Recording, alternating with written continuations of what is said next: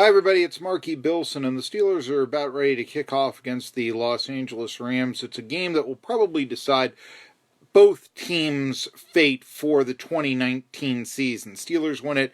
They're 5-4 with an easy schedule, a playoff appearance, even with the Ravens right now defeating the winless Cincinnati Bengals by a lot of points. I mean, you got to figure it would look to be in pretty good shape for the Steelers. Rams, I mean, heck, they're the defending NFC champs, so, the makeup of their team is still there. They've been slumping, also need a victory, and a victory could get them back into the playoff hunt. And although San Francisco is undefeated, you get the feeling that there's no dominant team in the NFC. You get the feeling that, in a one-game playoff, LA, San Francisco, Aaron Donald, Goff has a good day. Yeah, so, all right, Steelers don't have any running backs. They're down to the 99th string or whatever it is, but interesting game. But I want to talk history.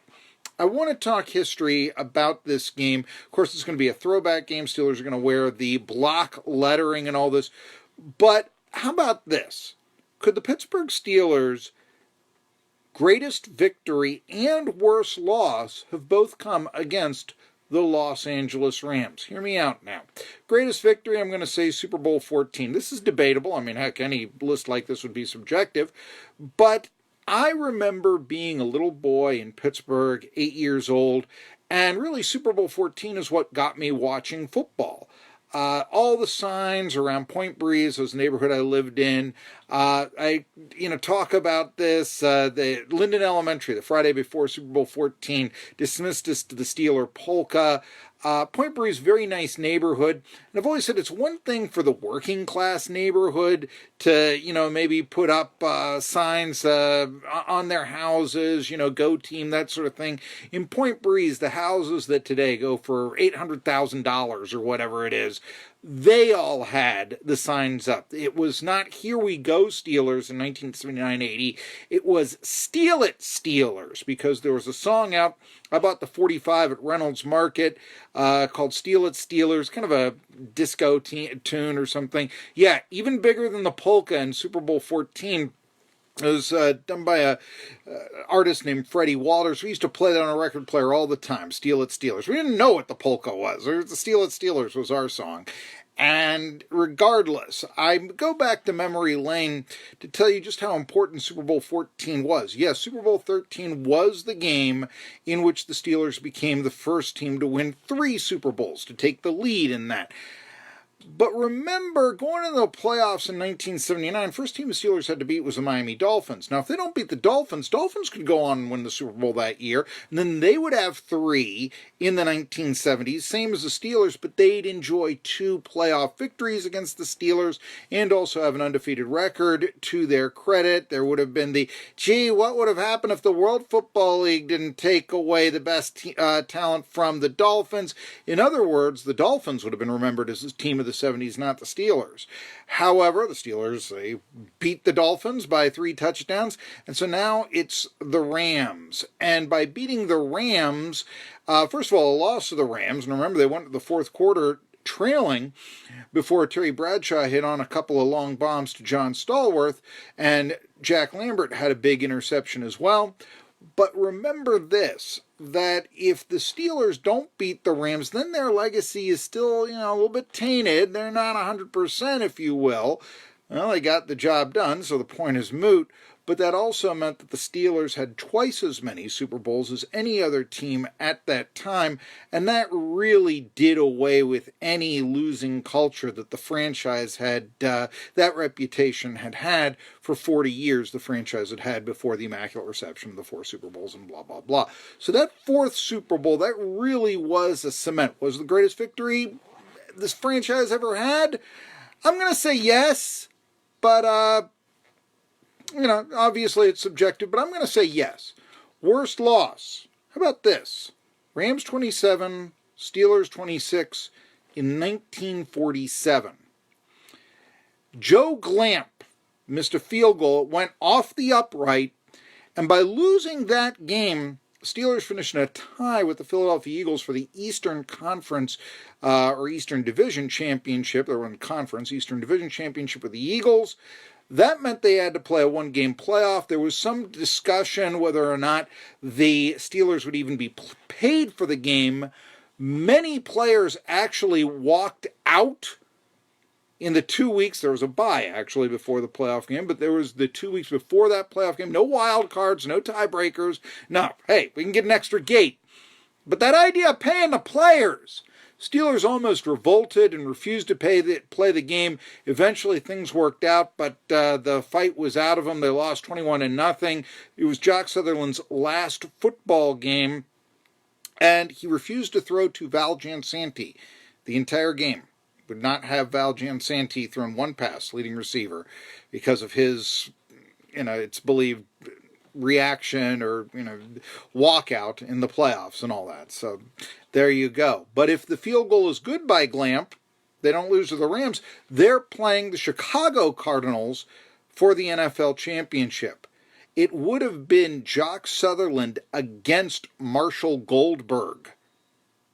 Now, if you're a Pitt Panthers fan, that's incredible.